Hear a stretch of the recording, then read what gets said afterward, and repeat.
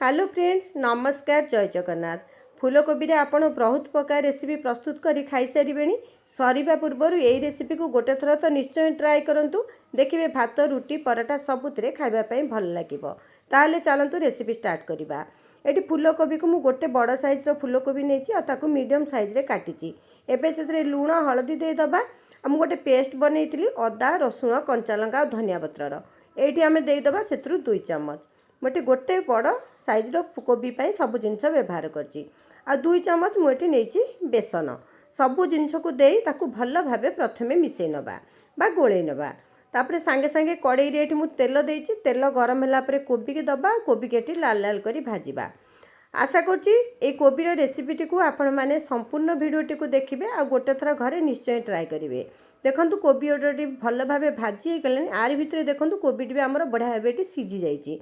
कोबी को काढ़ी नबा। से जो अल्प टिके तेल अच्छी से मुझे गोटे बड़ साइज पियाज कैप्सिकम और टमाटो नहीं। टमाटर भीतर अंश गुड़िक काढ़ी नहीं, खाली चोपा नहीं, तार रस को आपड़ नेबेनी। ताकू मध्य हल्का भाजी काढ़ी नबा। से कड़ाई रे अल्प टिके आ तेल दबा। अल्प टिके पियाज दे ताकू भाजी नबा। 2टी कंचा लंका दे मध्य आमे भाजीबा। कंचा लंका को एटी भाजी नेला परे आमे जो मसला प्रस्तुत करथिले अदा रसुण कंचा लंका धनियार ताकू दे एटी भल भाबे मिसै नबा। मसला रे एठी आमे बेसी किछि मसला दबानी, खाली लंका गुंडा हल्दी गुंडा दबा। लंका गुंडा देखिक देबे कारण आमे कंचा लंका बाटीचे। कलर पाई मु खाली एठी लंका गुंडा ऐड कली। तापरे घोड़े घोड़े मसलाटी को भाजी नबा। आम जो जगार गोले थिले फूलकोबी को ताकू धोईकी टिके पानी दे दबा। जो बेसन लागिथिबो मसला लागिथिबो मते एथरे पळे आसीबो। ग्रेवीटी मध्ये हमर भल हबो।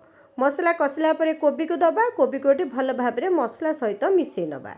एठी गैस रो फ्लेम को मीडियम रे रखिबे। आवश्यक अनुसार एठी लूण दबा। लूण दे ताकू आउ गोटे थर आम मिसै दबा। मिसैकी घोड़े नबा। घोड़े मीडियम आंच रे गोटे 2 मिनिट पाई आपण छाड़ी देबे। गोटे 2 मिनिट परे घोड़णी काढ़े आ ताकू भल भाबे एठी मिसै नेबे।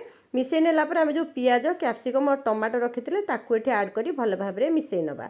रेसिपीटी बहुत सहज आ खाइबा पई सतरे बहुत टेस्ट लागुथिला। कोबीर तो विभिन्न प्रकार रेसिपी आपण प्रस्तुत करी खाइबेनी। गोटे थर ए रेसिपी को ट्राई करंतु।